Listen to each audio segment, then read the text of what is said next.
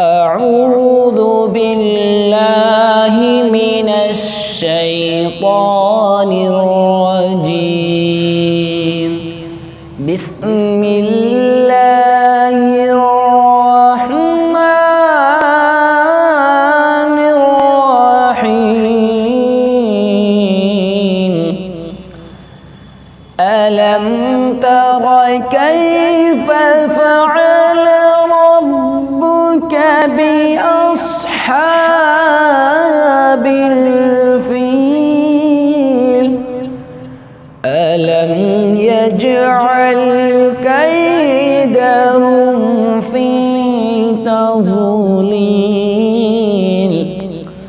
وأرسل عليهم طيرا أبابيل ترميهم بحجارة من سجيل فجعلهم كعصف مأكول.